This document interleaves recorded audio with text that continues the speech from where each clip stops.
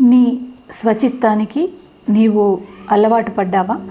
ఆ మాటలు చూసుకుందాం. యోబు చాలా సమస్తమును కోల్పోయిండు, సమస్తముకు ఆస్తిని అంతా కోల్పోయిండు, పశువులను మరి భూములను ఆయనకున్న సమస్తాన్ని కోల్పోయిండు. మరి కోల్పోయినప్పటికీ మరి ఆయన నేను దేవుడి స్వచిత్తాన్ని నేను విడవలేదు, నా స్వచిత్తాన్ని నేను అనుసరించలేదు, దేవుడి చిత్తాన్ని నేను చేశాను అంటున్నాడు. ఆ మాట మనం చూసుకుందాం. యోబు 23:12 ఆయన పెదవుల ఆజ్ఞను నేను విడిచి తిరగలేదు, ఆయన నోటి మాటలను నా స్వాభిప్రాయము కంటే ఎక్కువగా ఎంచి తిని. ఆయన సొంత అభిప్రాయాన్ని కంటే దేవుడి మాటలను ఎక్కువగా ఎంచి తిని.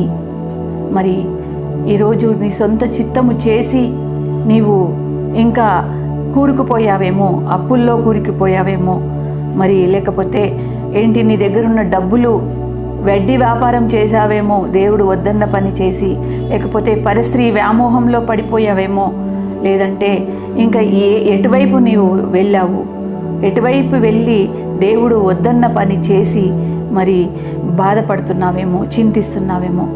ఇక్కడ యోబు ఎన్ని కష్టాలు, యోబు గ్రంథము చదివిని ఉంటావు కదా.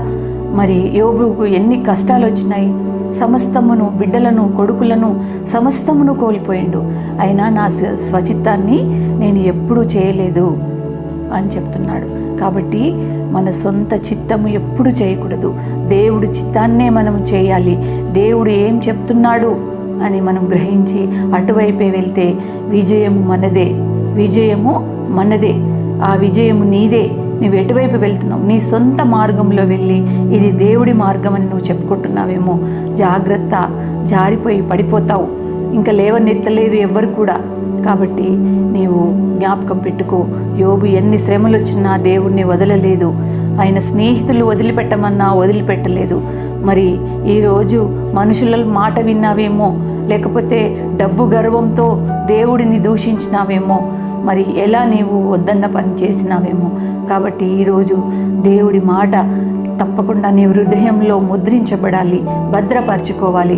మరొకసారి చదువుతున్నాను ఈ మాట. యోబు 23:12 ఆయన పెదవుల ఆజ్ఞను నేను విడిచి తిరగలేదు. ఆజ్ఞను పాటిస్తేనే వాగ్దానాన్ని స్వతంత్రించుకోగలవు.